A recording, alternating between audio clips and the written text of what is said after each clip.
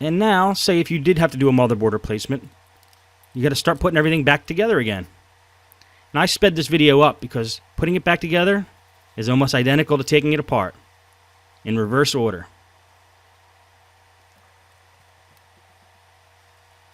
Put that power adapter back on.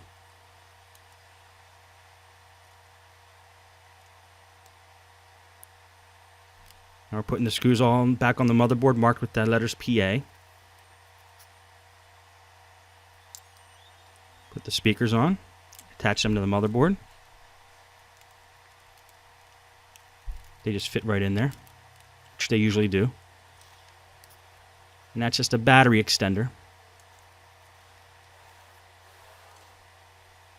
Make sure you have all the screws on that were originally on the motherboard before you put the black cover back on. And that's twice. I just checked to make sure I had them all back on there, and I do now. So now I can put the cover back on. It'll usually snap right together.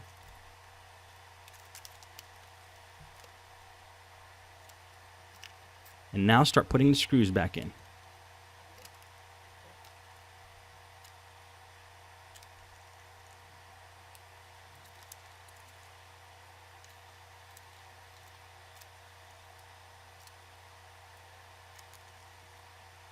Now if you notice, these are screws I took out originally because I thought they were holding the hinge cover plate on. But since they're not, I can put them back on now. And then I'll put all the screws back on the top plate, or the top part of the case. Attach the ribbon cable for the touchpad.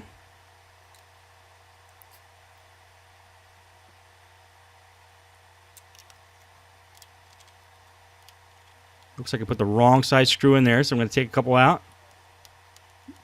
And put them all back in.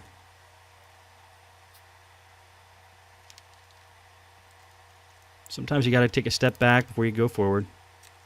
Happens to the best of them. Now put the rest of the screws in. Put that circuit board back in that has the power buttons on it, and make sure you attach the ribbon cables. Always attach your ribbon cables when you're putting things back, otherwise you have to take the whole laptop apart again. It's something that you just have to remember to do. You might get the whole thing back together and then realize the keyboard's not working because you forgot to attach the cable back to the motherboard. And we're just putting the screen on now. Now what I'm going to do, if you watch, is take a bigger screwdriver when I'm done tightening these up, because I want a little extra torque on these screws because I don't want the screen to be flapping around. I want those screws to hold. So I just take a little bigger screwdriver and put a little extra torque into them before I put everything back. Attach the LCD cable, and now we're going to feed the wireless antenna back through the computer the same way it came out. We're going to close it up. Pull the wires through. Might as well throw the wireless card in now just to get those antenna out of the way. And they snap right back on to the little connectors there. Nothing magical about those connectors. They're very easy. Just put the RAM in.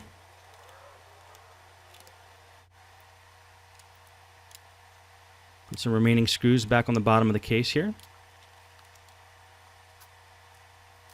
Okay, let's throw the keyboard in. Attach it to the motherboard with the ribbon connector.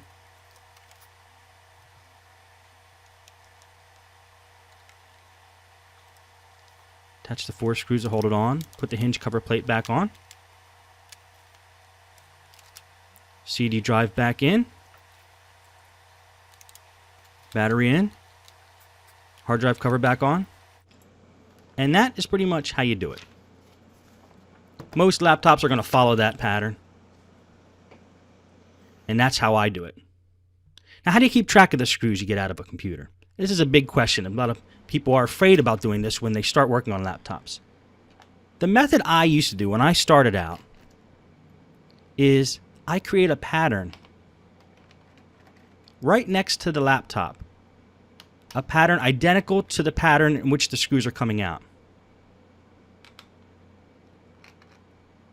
So if one screw is to the left of another screw, I place it on the table left of that screw. And I sped the tape up here. You'll notice that a pattern starts to form of the bottom of the case.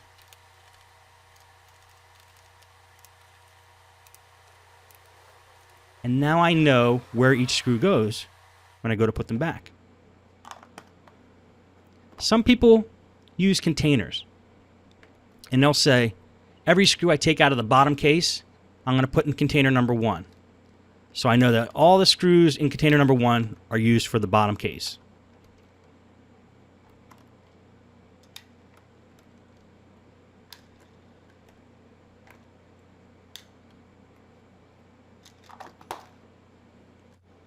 And then I'll get a second container, and this will be for maybe screws on the top part of the case, or screws holding the keyboard or the screen on. And then when you're down the motherboard level, there's more screws. So you could use another case for that.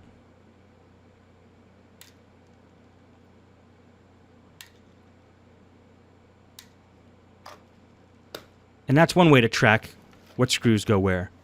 I've seen people take plastic bags and lay them down in layers. Anything on the bottom layer goes into that bag. Keyboard layer goes in that bag.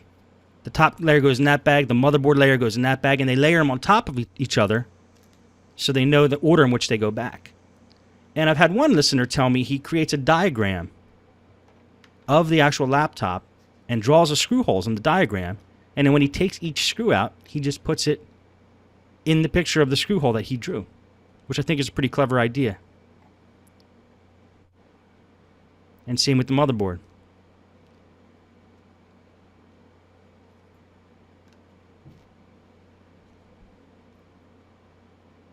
And he does that for each layer that he has to.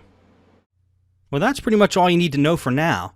If you watch the case study videos, you'll see some of these techniques to put in action, and I think then you'll be ready to do it yourself.